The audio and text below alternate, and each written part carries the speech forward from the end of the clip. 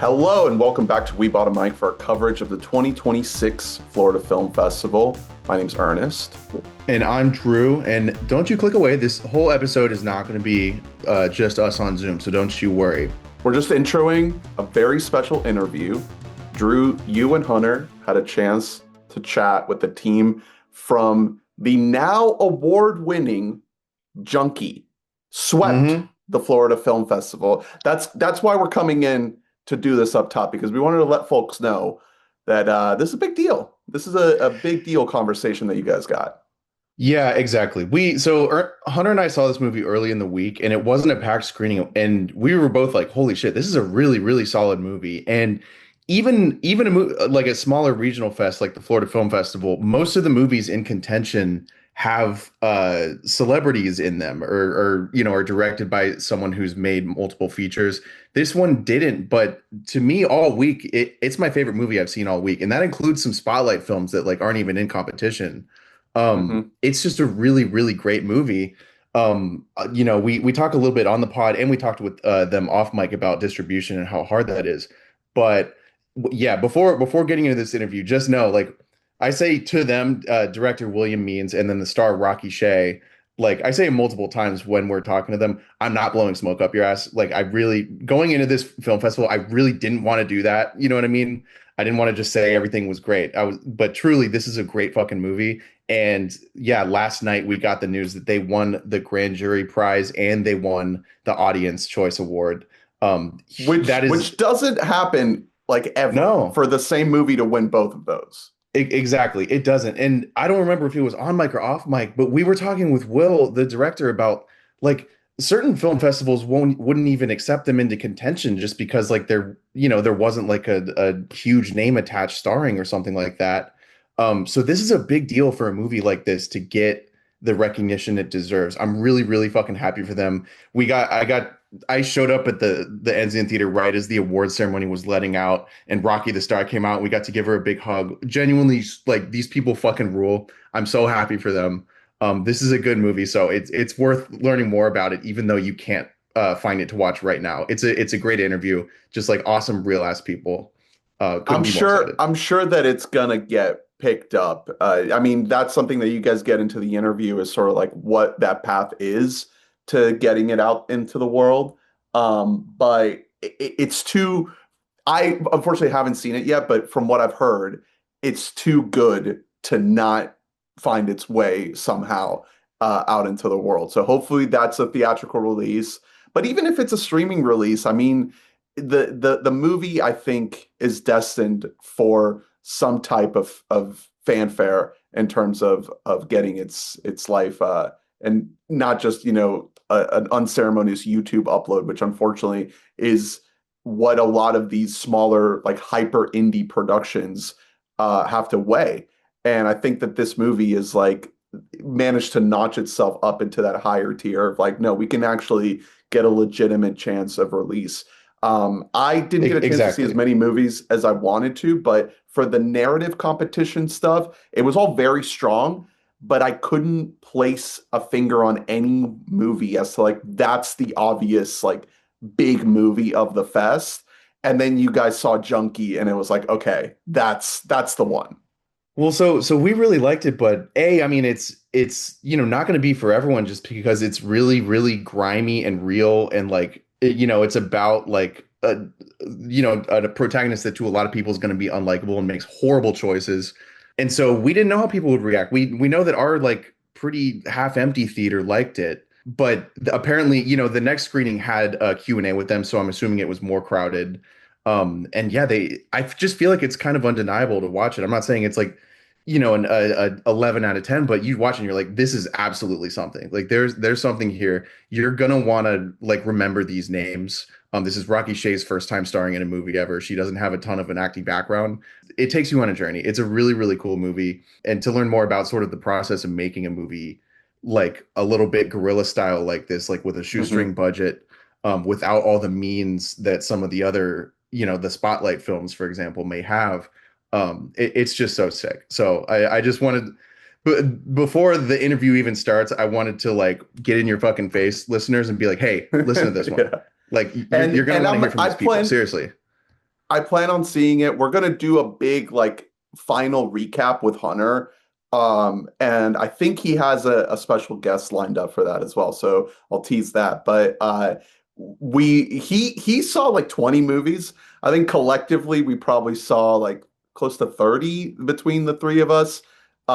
So we'll try to talk about all of them. Obviously, we did our initial recap. That was like a solid like almost dozen movies there. But since we did that recap, we've seen a bunch more, including Junkie. So I plan on checking it out before we record that. So we'll have another like final coverage episode of this year's fest. What a great time. It's been so lovely, so fun. And you Yeah, guys killed it. This interview's great. oh, thank you. Yeah, we missed you. I mean, it was a really sick week. Ernie had to leave town in the middle of it, but really just a cool experience to talk to people who were out there doing the craft, at varying levels of resources. Like it's just a whole different ball game, depending on which tier of work you're at. So just cool stuff all around. I love these interviews. I know I don't know, it might seem confusing to listen to an interview for someone who made a movie that you haven't seen, but I promise, like, I don't know. I just think these people are really cool and interesting to talk to. They have interesting experiences. All right. Well, let's get into the interview with the team from Junkie.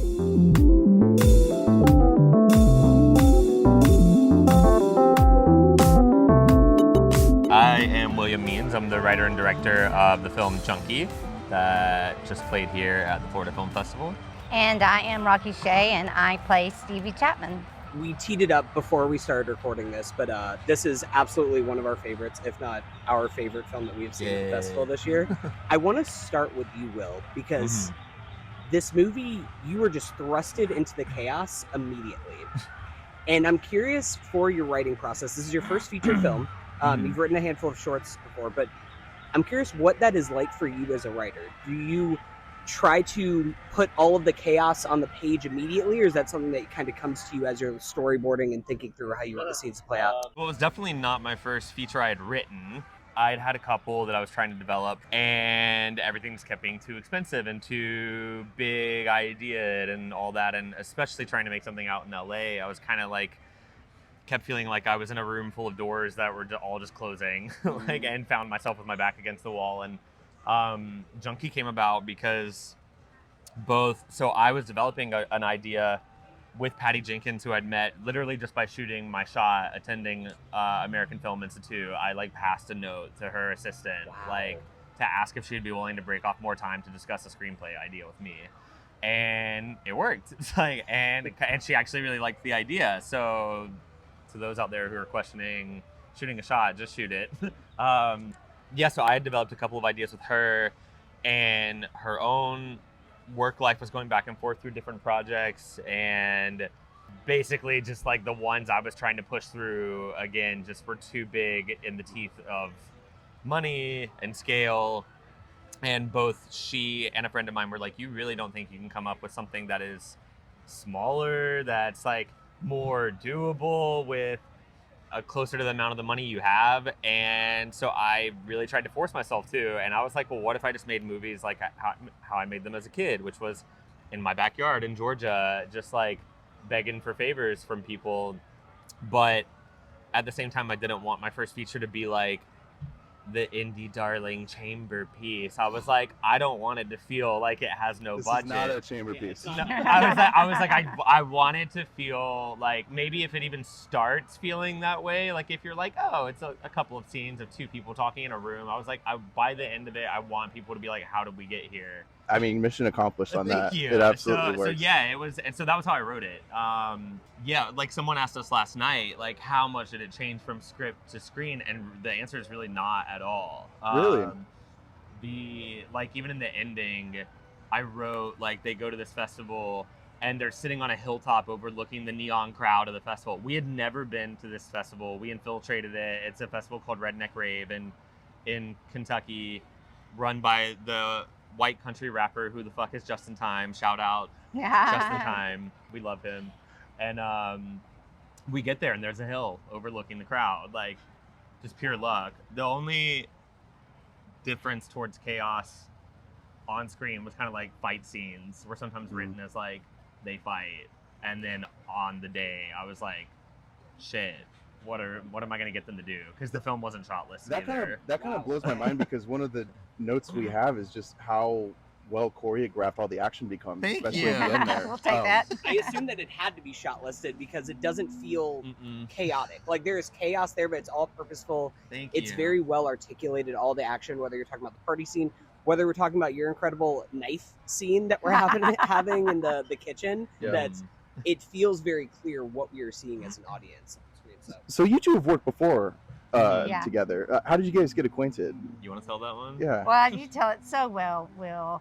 The short of it is, I was fresh out of college in Atlanta, and I got a gig to PA on the Ang Lee movie Billy Lynn's Long Halftime Walk. Wow. And I was like the PA, kind of in charge of the background, and Rocky was one of the like 400 background they had for the football halftime show scene. And I wanted to make a short at the time called Shit Show that was like a white trash nightmare of like a family just partying in a house. Mm-hmm. And as they're getting more and more fucked up, it's just like twisting into a surrealist horror almost. And I was like, but I need some kooky ass people to act in that. And one day on the Billy Lynn set, I like hear a woman rapping, and I look across the crowd of extras I'm in charge of, and Rocky is like sat between two stranger women twerking in her Ugg boots and singing Missy Elliott's Work It. And I immediately walked over to her and I was like, hi, what's your deal? Do you act? And she's like, well, I'm trying to. And I was like, can I get your number, please? Like, that rocks so hard. That's how you make an impression right there. It's just singing to Work It. You were incredible in this movie. Like I was really blown away from the performance. And it feels so specific in some of the choices, not only that are on the page and some of the dialogue, things like that are written there, but in the performance that you're giving, it feels very authentic. Could you talk a little bit about your background? Like what was it that informed you to not only like want to connect with Will initially, but what drew you to this character? Well, I myself am a recovering meth addict, and so that was the one thing with shooting this. I wanted it to be real, and so I wanted the audience to feel the experience is real, because you see so many movies about addiction and they're not raw. Let me put it that way. That's how I wanted it to be raw. I wanted the audience to be able to because Stevie to me is like very complex. Like we talked a lot about they're raw, but they're like some may seem raw, but they're always so heavy. Yeah. Everything like the addicts are such a burden. It's a tragedy. Yeah. It's always a tragedy. That makes sense. But with Stevie, and it's like with any addicts, there's always a story back there of why she does what she does. But I wanted them to the audience to also like her and pull for her, because you do want to see people get better or whatever. But then Stevie just continues to get into more shit the more just that she tries, which is usually what happens in real life. So did y'all ever hit a point where you were like, is it too far, or was there something maybe originally where you were like, that's going too far? No, and I also it's like I come from a background of addiction in my family. I've dealt with it myself, and I always tell people, so like I'm from here, I'm from the South. I even had gay conversion therapy when I was 8 years old. Wow. Unfortunately, it didn't work. So I like have a boyfriend who I love a lot now. But like growing up with sort of that label put on you that tells you you're something, like to be ostracized from society, and it sort of puts an excuse to not on you for why people should not engage more with the beating heart beneath that label.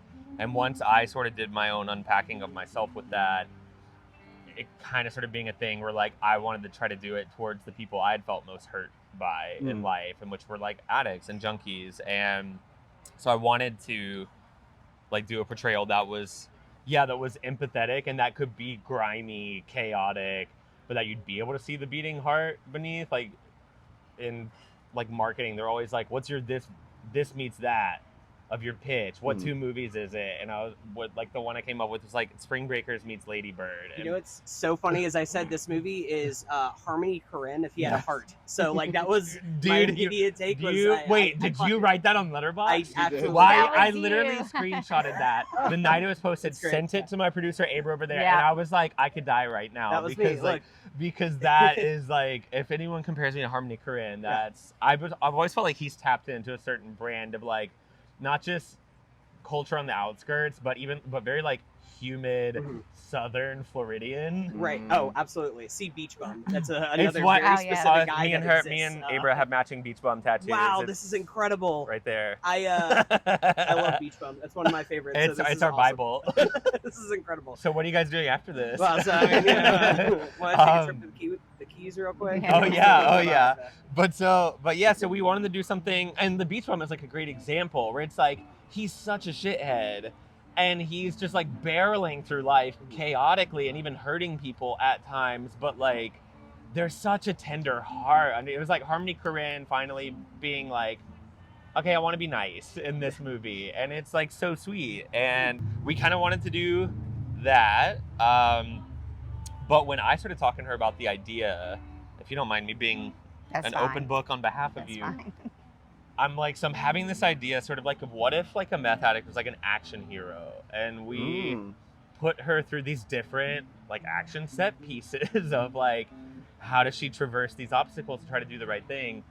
And she's like, oh, well, I should tell you a bit more about my life. Like, and I'm like, what about it? She's like, well, I was a meth addict for however many years. I ran away from 3 rehabs. I was arrested once. I OD'd once. And then I even got into a fight in a parking lot outside a bar where I was beaten with a pair of brass knuckles and stabbed in the arm. And then I used my own bra as a tourniquet. And I was like, I'm sorry, Rocky, what the fuck? I had known her like nearly 10 years, Yeah. and she tells me this. And I had never known this about her. And so she said, yeah, I have all my diaries I wrote while I was high and in rehab. I don't want them. Here, you take them and you can use them to write the script. Wow. Yeah. Okay, so we're pulling a lot straight from the headlines, yeah? Yeah. So let me ask then, Rocky, to you, was it ever difficult kind of putting yourself back in that headspace of going back to that, or is that... Not at all. It's more therapeutic than yeah. anything. Mm. It really was. Because you can kind of feel the Yeah. distance Oh, yeah. by this The point. distance of where I am now in my life, and then just the disgust of where I was. And thank God I'm not there anymore. Right. But still in the disgust, I still wanted to be wanted people to root for me. So you know. Exactly. That's kind of the magic trick of the whole movie. Is it's not, I guess, kind of like a Corinne. Like it's not like placing like a value judgment on the characters. Right. It's just showing them how they are, and it's saying just watch what they Yeah. I think Yeah. it's something I've like, as a growing filmmaker, I've felt myself tapping into, and that I have like felt, it's like a goal of mine to harness. It's like my final film I made at AFI, it was a short called Blue Square Heart, and it was kind of inspired by the conversion therapy I had as a kid, but about how the kid grows up into a drag queen who does monster drag, which is like rooted in backyard wrestling. So he like staples the money he gets to his skin on stage and like puts needles through his face. And I hired a real drag friend of mine who actually does this, like, to do it. But it was kind of, and it's about his mom showing up as a surprise to that show. And it was kind of this idea of, because I think growing up like closeted and with that label, you feel so disgusting to people. You feel like there's something wrong with you. And like with that short, I started realizing that it was like a goal of like, okay, if I showed this to my parents, how could I lean into all their worst fears of what this is, but make them still love me or make them still love the character? And then now turning that towards a drug addict, I wanted to do the same thing. It's like, how can we just fully lean into like, because I love fucked up, crazy movies like by Gaspar Noé and like Corinne's more chaotic ones. It's like, but how could we do that and then like still make Christian Republican parents feel something by the end of it? That's the magic trick, is that it is trying to play in both camps. Of it is, you have the chaos of a Gaspar Noé is another one. This movie didn't make me feel as much dread, so that's a good thing about this movie. That I'm not feeling like ill, like physically ill. Love Gaspar, but yeah, no, I think that's another thing about this movie that just really works well. There's also so much humor in this movie. This movie is hilarious. Like it's. Thank you. I want to also give a shout out to Kyan Moore and Jessica Lee Risco. Yeah, That's Kian. correct. Yeah. Kian Moore. Kian Moore. They are amazing. Like, and I feel like I've seen them like in some kind of indies or something in the background before, because they both have very striking images to them. But how did you discover them, and were they like your original people that you wanted to kind of bring involved, or? Also from shorts I had done. I discovered Kian by auditioning him for Blue Square Heart, that short. And Jessica, actually, the same way. Jessica plays the mom of the drag queen in Blue Square Heart. So they were like classic auditioning process, but like when I say we did not have the means or the time to make this film, we did not. And I knew that this festival, Redneck Rave, was going to happen on Memorial Day.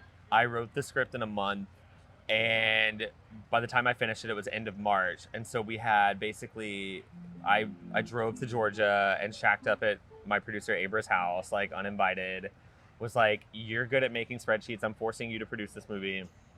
And, but we had like barely 1 month to prep because we had to be at Redneck Rave in time. So that's actually the first thing we shot in the film.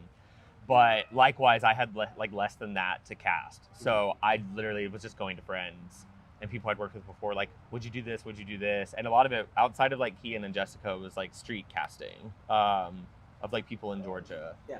That makes, so, I mean, it's fast forwarding a little bit, but there's like probably what, a 20-minute house party sequence toward the end.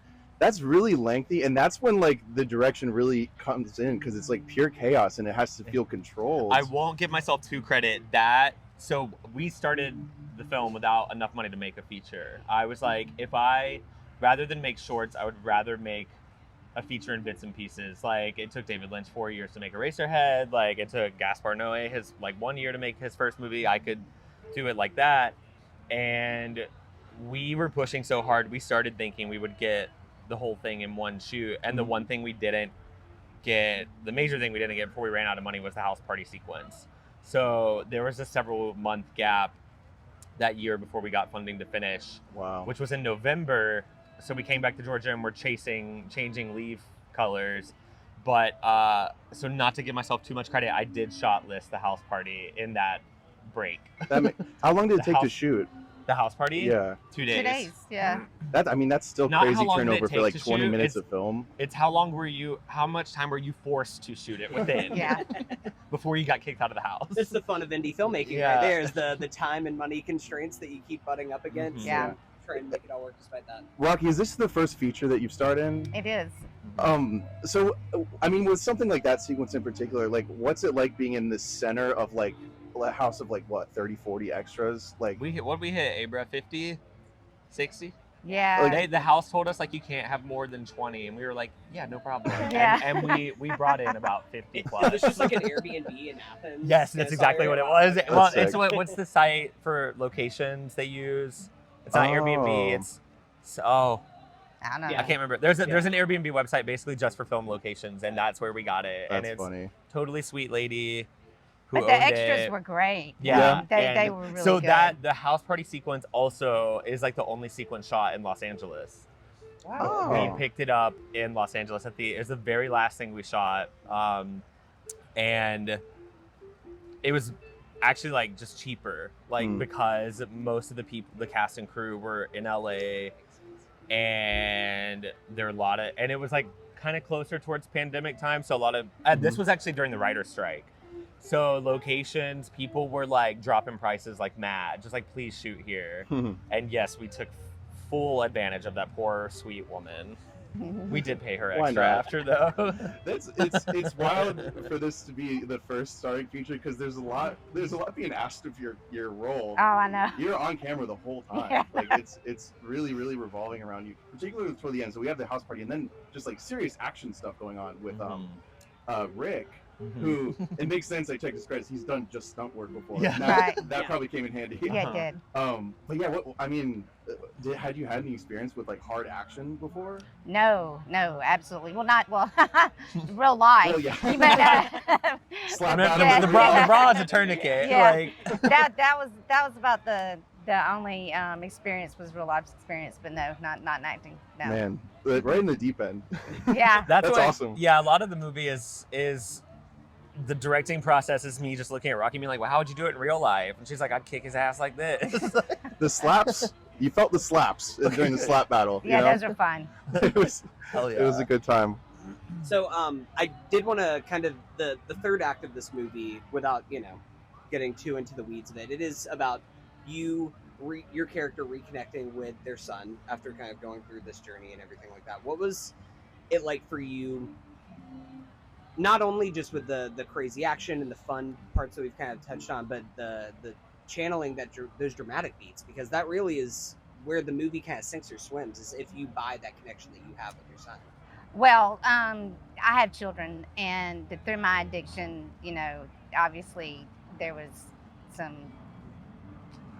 separation and break your heart or whatever. So I pulled from that, from experience or whatever, and again, wanting to make it feel real, just use real life experiences, and it was therapeutic as well. Like I spoke earlier, because we do get to that point where I finally tell them that I did not ever choose drugs over you. It was never a choice. And that I would always choose him first. If I was in my right mind, I would have always chose my children first. Oh, absolutely. So Will, also, I mean, is the Liam character a bit of a stand-in for you, given your background? I mean, let's call a spade a spade.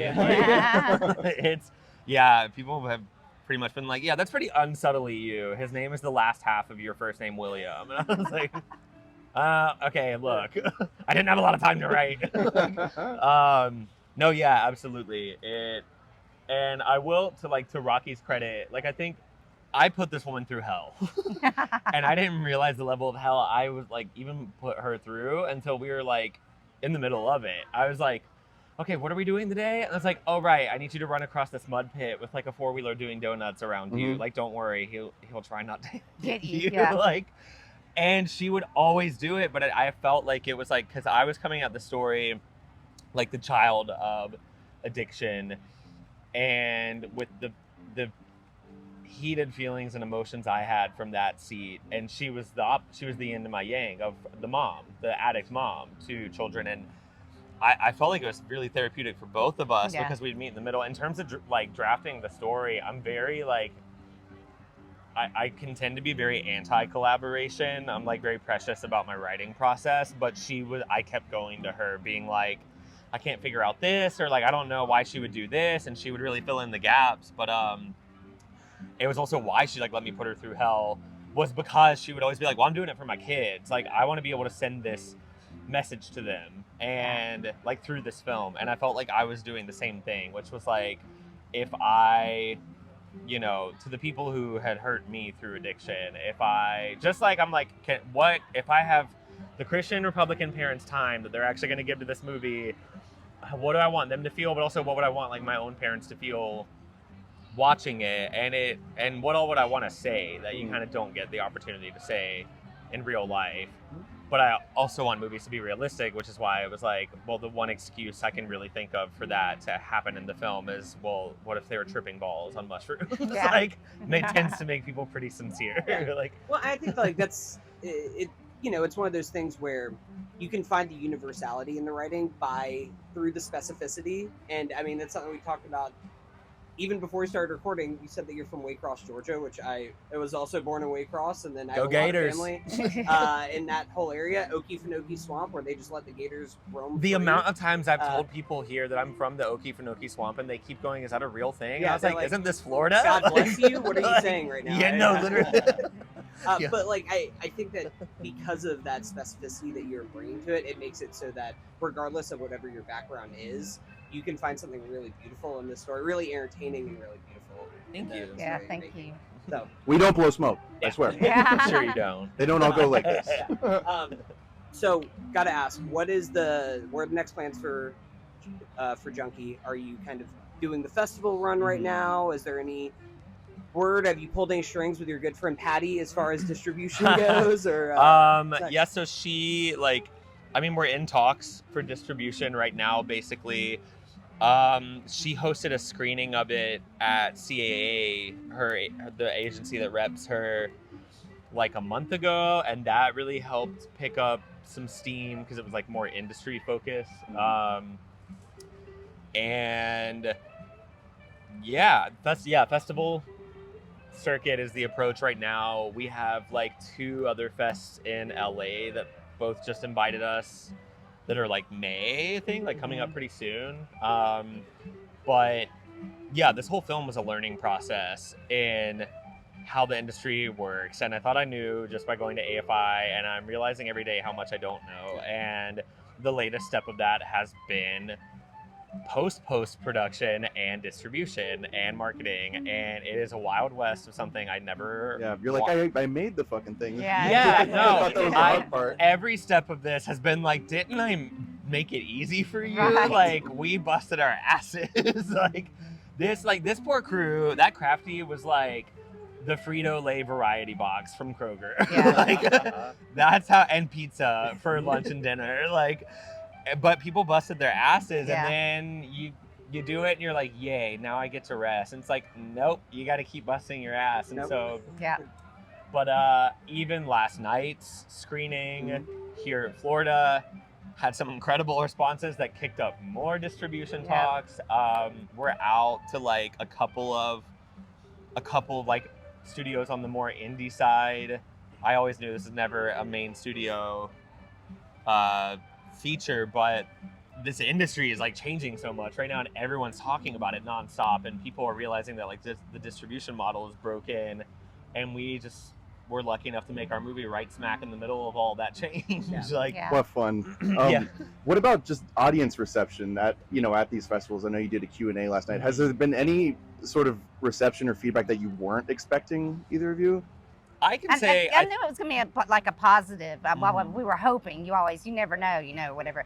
I guess for me, I'm more surprised of how well people are liking it and just are talking about it. I was going to say my simplest answer, Yeah. I think, is when you make something, you're so close to it that you can't tell if it's Yeah. good or that if people are going to like it. And so good we're kind of in the recognition. first screening, like, we maybe made a honking piece of shit, right? and that's been very much not the response we Right. gotten, that's shocking in and of itself. But yeah, I will fully blow some smoke for a second and say, like, our premiere is incredible. That was at AFI Fest. It was like after rejection from Sundance, from South by, Tribeca being like, we love the film so much, we want to invite you to come attend the festival, but we're not actually screening it. And I was like, okay, I could not think of less cigar for being so close right now. But and I was like, okay, we're not playing a prestige festival, it is what it is, whatever. And then literally like the last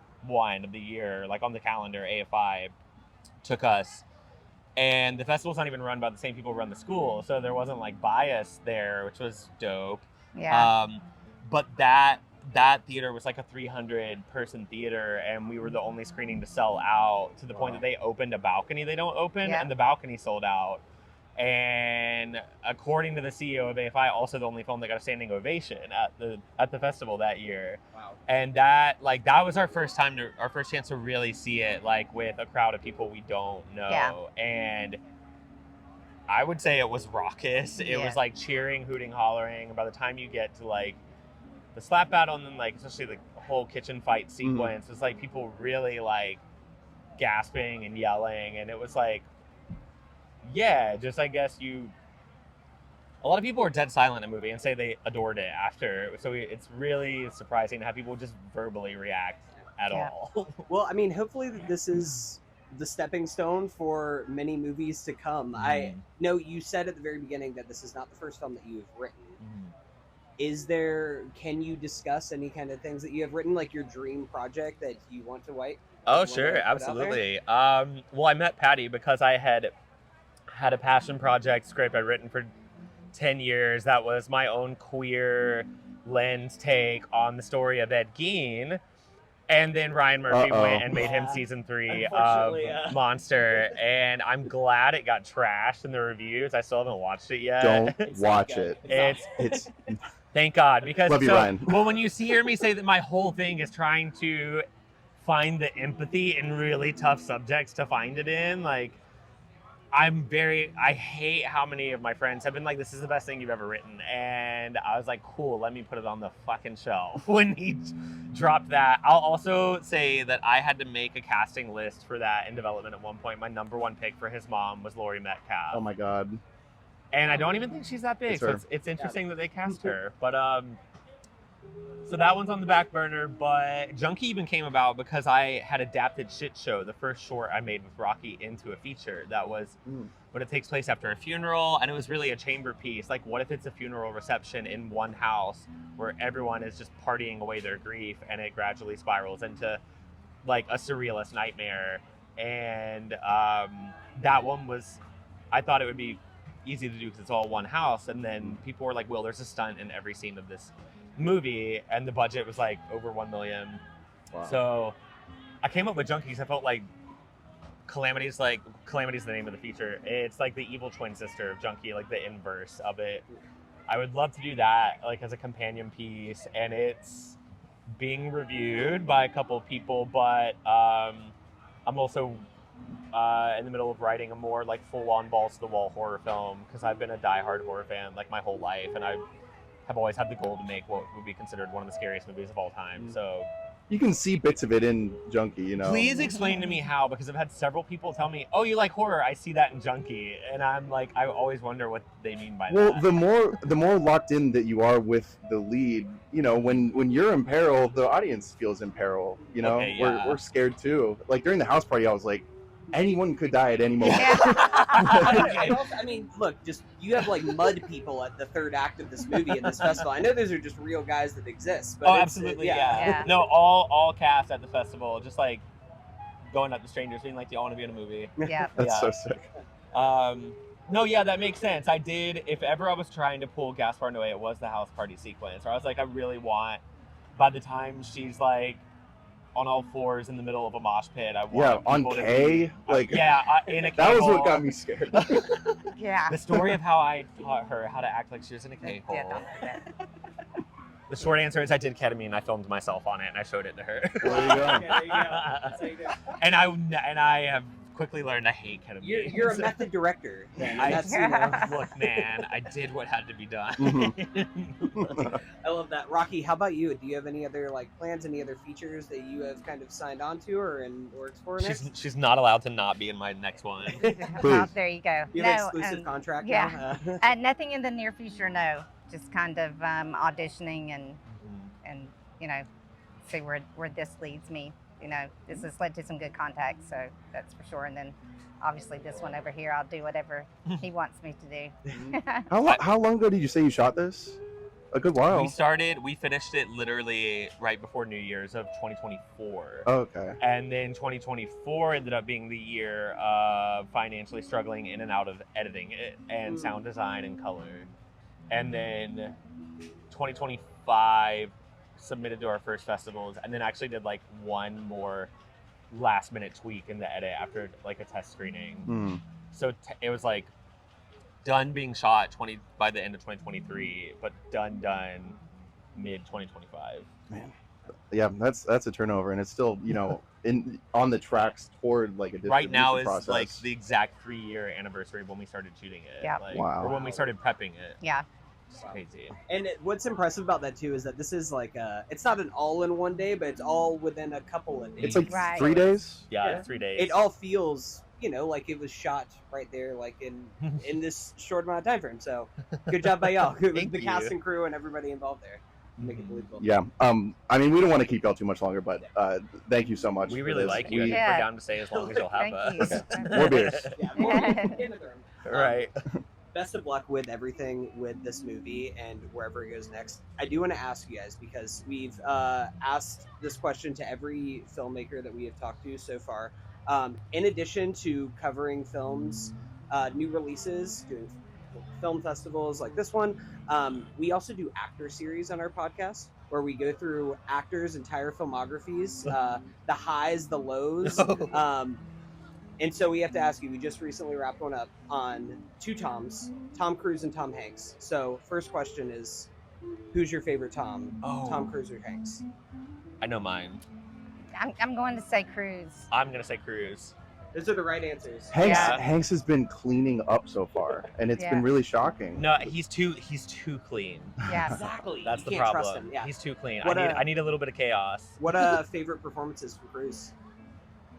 Ooh. You know, this is going to be crazy, but honestly, the Top Gun Maverick, I just thought he was phenomenal. And Yes, just he's awesome. his sense of humor, like, I mean, he just nailed it like spot on. Like, he's done, you know, Born on the 4th of July, which was totally amazing. And of course, Rain Man, he was phenomenal or whatever. But I really, I guess because Maverick's kind of stuck in my head, but I just thought he was spot on with that. And just just going back to the nostalgia of from the first one or whatever. I don't know. I'm in love. I'm obsessed with that movie. It's also like it is a movie that has to be made by Tom Cruise because that is like a movie star performance. Yeah. It's just like you can't just put anybody in there. I mean, it's kind of like I think the closest thing we have now is like Ryan Gosling in Project Hail Mary. Yeah. It's just like you just got to do the movie star charisma thing up on stage, and yeah. We also we try to figure out when we're covering a movie where would Cruise or Hanks fit in the movie. With Junkie, it's very hard. Just off top, where do they fit here? I don't see either of them as Rick. I feel like Cruise would be. What's that? I could see. No, I was gonna say I feel like Cruise would be Flex. He's like the little shithead who slap battles Kian. Oh my God, yes. He'd be the racist, unhinged shithead. Yeah. Wow, I like that. I like that pick. Tom Hanks would be Rocky. Just trying to win his son's love. Yeah. Just the exact same movie, no differences. I do have to say, at my Tom Cruise, I was like, I don't know if you can call hanging off the Burj Khalifa a performance, but Mission Impossible 4 is still my top tier of that franchise, and that is still to this day the stunt that like makes my butthole go into my throat when I see those shots of him hanging off of it. But performance. Of course, love Magnolia. Yeah. Really love him as Lex What's-His-Face in Tropic Thunder. Like, that's an unsung masterpiece. Both of those guys from Tom would Cruise. actually fit a little bit Yeah, into Junkie. yeah, they would. Yeah. That makes and sense. You could get his character from Tropic Thunder to be Rick. Yeah. Like, I think that we could have him 100%. in- I could see Cruise doing Rick. And this is like my emo middle school admission, but I've always adored Vanilla Sky. I love Vanilla Sky. We covered that one. A lot of people hate Vanilla Sky. I love Vanilla Are you Sky. a big Cameron Crowe head? I did. Early day Cameron Crowe. Yeah. Not like We Got a Zoo Cameron Crowe? Well, that's actually my favorite movie of all time, but no, I'm kidding. Vanilla Sky and Almost Famous are where it's at, for sure. I'm a Jerry Maguire head. Of course you are. Yeah, but he was phenomenal in that too as well. He's just a fantastic actor. I'm trying to think what's like if there was ever an unhinged Tom Hanks performance. Or something that's like he gets really weird in Cloud Atlas. I was literally about to say when he was really weird. when he throws the dude off the balcony. That's like the most unhinged. He's new or whatever it is. He's doing accents you've never heard in your life. Yeah. Accents that don't exist. Yeah. No, him and Halle Berry, wasn't it? Right. Yeah. I love me and that bitch over there. We love Cloud Atlas. Yeah. We Wachowski brothers all day long. I just got my tickets to the 4K Speed Racer IMAX. Let's go. I do love some early Wachowskis. I can't defend Cloud Atlas, but I admire Cloud Atlas. I admire the hell out of it. Be brave. Nobody else could make that movie except for the Wachowskis, so great on Roger Ebert understood. Yeah. He gave it 4 stars. Yeah, Raj was there, yeah. They're good at pitching movies, you can tell, you know. There are all these legendary stories of them going into a room full of executives and being like, The Matrix. It's so tragic. So funny enough, I met Lily Wachowski at Baltimore Film Festival. She had watched my short Blue Square Heart, and she was like, "Oh, you made that one?" I was like, "Yeah." She goes, "It was intense," and I was like, "Oh, Wachowski just told me that my short was intense, that I could die." That counts as a big plus. If you need to talk about what's happening in the industry, look no further than like when's the last time they did get one of their ideas greenlit? And I know like she's been pushing like a trans-focused action epic. They can't get it off the fucking ground. Like, and people used to sign right the fuck up to be like, you want to do like Cloud Atlas, you want to do Speed Racer, like all green screen? Yeah, here's your blank check. And now, like, I hate that. I know they got that like the newest Matrix movie a couple years ago, and they snuck in a lot of cool ideas. That was them, you know? like showing who they are. I love them. Yeah. I mean, I'm hopeful, and this kind of to tie things back to your movie a little bit, because of how stratified the film industry is getting right now, where movies are getting more and more expensive. You have a movie that's costing $250-300 million. Then I think that does kind of create all of these cool indie studios that are popping up out of nowhere. Like Mubi just a few years ago was like a subscription streaming service that you could just like kind of sign up for, and they'd get like new movies every 30 days on there and stuff like that. And now they made The Substance. Like you have all these, you have Black Bear, you have so many cool different studios. That are popping up That's kind of what's happening with distribution right now, is that we're sort of being tug of war between sign up with like an old school indie studio or be grassroots about it and take the film on a road show and don't go through a studio, and you'll get more of your own money, and this is how films are taking off. It's like how John Waters used to, which is just like putting his movies in the local theater. Like, and it is a really big question of what's the right answer of what we do, because I feel like a lot of just even the so-called indie studios are sort of out of touch with how to actually do them. And we fully had people pass on the film and say, I won't name names, but we had someone pass after having been sent the link for the film. Their response was like, well, there's no recognizable talent in it. And we're like, okay, like, who cares anymore? Like, that sure saved The Bride. That sure saved, like, Joker 2. And then you have stuff like Heat of Rivalry that's, like, launching careers for unknowns. But, so they said, sorry, no recognizable talent. And then I had someone with an in contact them and say, I really love this film, you should watch it. The same person who had said, sorry, no recognizable talent, came back and said, oh, we actually haven't watched this film yet, but we'll get right on it. Like, they literally would not even open the link and watch Junkie because they just didn't see a recognizable name in it. Well, I mean, it's a hustle. I mean, that's what's got y'all out here dealing in the heat and the bugs. The happy ending of that, though, is that every time someone has watched it, we've gotten the response we were looking for. Exactly. Yeah, genuinely. Well, I mean, we'll keep everyone posted whenever it becomes available, because we want eyes on this movie. Thank you. Will, Rocky, thank you so much for sitting out here. Thank you guys. With the bugs. In the muggy heat. I know y'all are southern people, but I feel right at home. Fine. I was gonna say, give it 2 days. It's supposed to be in the 90s this weekend, and then y'all can get out of Florida if you feel. Right. Oh, Georgia will be just as hot. Yeah, it is. Right. All right. Well, thank you so much for coming on the thank pod. you. We'll see you at I Want Your Sex tonight. Yeah. Sure. All right. Thanks, guys. Thank you.